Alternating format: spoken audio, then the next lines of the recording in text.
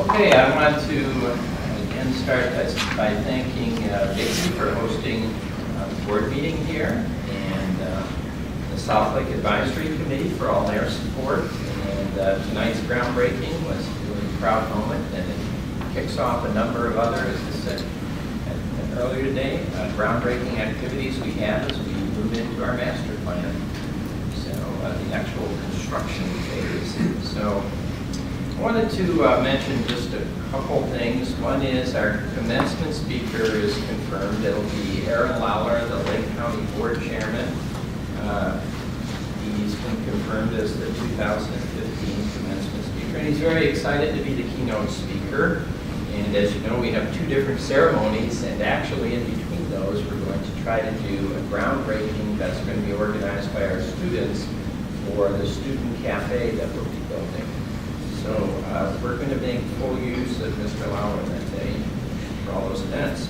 I did want to mention that Representative Senti, we had invited her to the groundbreaking today, but she was in Springfield and couldn't come. But I did want you to know she's very committed to the college. She came to Grace Lake and spoke to us about, we were able to talk to her about our master plan, trends going on at the college, Governor Runner's proposed budget for community colleges, and of course other issues related to CLC. So that Grace Lake Science Buildings, the groundbreaking is March 30th at 4 p.m. and Senators Carrie Link and Melinda Bush have confirmed their attendance. We'll have other elected officials and local dignitaries. We are wondering now if we can get Governor Ronner also to come, because he was supposed to be in Waukegan this Thursday but canceled that thing. So we just sent another request today. We found out the other one was canceled.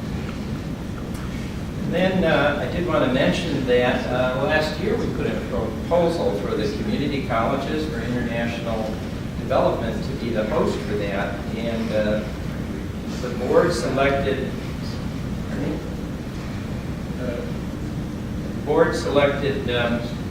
Miami-Dade Community College. Unfortunately, though, the negotiations with CCID and Miami-Dade fell through, so we are now one of 2 or 3 institutions that's being considered to host CCID again. So we'll be keeping you apprised of that as that moves along. We did mention the ICCT award nominations, and our own trustee Olschlager winning the Ray Hartstein Award, but also we have nominations in our faculty full-time outstanding faculty member award. Nominee is Jenny Lee from English and Humanities, and Penny Steffen from English is our part-time outstanding faculty member award. Our graduation speaker from a few years ago, Dean Tobias, is a distinguished alumnus award nominee. And at the April meeting, they'll be here and we'll recognize them, so you know. And then Derek Harden, as we mentioned, is put in for a Diversity and Equity Award, and that process to identifying the Paul Simon Essay Award winner. One more thing I wanted to highlight in particular was I recently met with student trustee Bella Tide, and she presented, or Derek Harden and I met with her, and she presented us with a proposal to offer tuition waiver for future student trustees, which is a practice at some community colleges. And it seems to make sense to us. It was a very good proposal. So we're working with student development. I've talked to Karen as recently as yesterday, and we're just kind of weighing what that would be. But it looks like we may do as much as a complete tuition waiver. It looks like it would be equivalent to some of the other tuitions that are similar in that. So by April, we intend to have that ironed out. But I want to thank Bella again, really, for the work of bringing that forward. So thank you. And finally, wait a minute, can you clarify when you say that it's going to be equivalent to what? we're looking at equivalent positions in the Student Government Association and the time commitments for them. and how they have various ways to be compensated. Karen, some of those are, So they're working in the volunteering on different committees, they're doing office hours, student life department, they're getting paid an hourly wage, whereas the student trustee is working about half of the hours, but in addition attending board meetings, attending some of the ICCB meetings, and there's no compensation or no waiver of tuition. So trying to make those a little bit more equitable. So you're going to explain all this to us, you're going to give us that presentation. yeah, we'll share share the information. Now, how do you monetize, Good question. how do you monetize, like, okay, let's call it traveling perks? I was on a presidential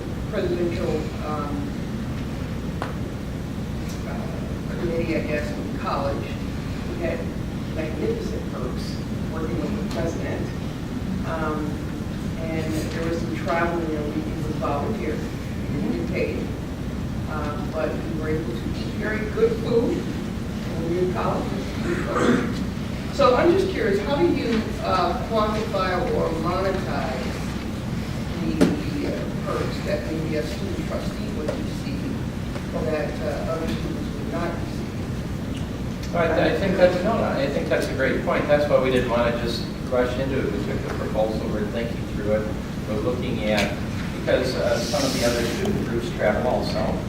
The student trustee travels more than that, so we're trying to look at all of those things, the time commitments, and try to come to some balance with it. But I think we accept Bella's basic proposal that we should have some equanimity, something equal between those two. Sitting through some of our board meetings is cruel and unusual punishment. No comment. Especially those 10 o'clock nights, right, Bella? Okay. Sufficient. Just as long as it's a part of the equation. Sure. Well, as an That's average good. person, I would love for that to be quantified in some way. Yeah, no, that's a good point. At this time, I'd like to turn it over to the provost for changes. Dr. Weber, one quick question. Tonight, the Illinois Senate will be voting on cutting our current funding. Do we know how that will be affecting us? I see the number is $6.6 million for the system, for the community college system. Yeah, actually, David and I had that, but I was going to talk about it tonight, but they're still voting on it tomorrow, I thought. I thought the last email I got said the Senate was going to be voting on it. Well, Karen Hunter Anderson, Ellen Anders sent out a note just a few hours ago. Okay. And they're saying it would be a 2.2% impact. And David sent me a note saying that we would handle it through contingency. It's a 2.25%. They've not listed the details, but Yeah. the grants. Right. Yeah. Be careful about that. Just a quick calculation, $180,000 impact on business. We do keep a contingency for when we have revenue streams like this. It's believe it about half of that. But that's the information we have. It says in the appropriation.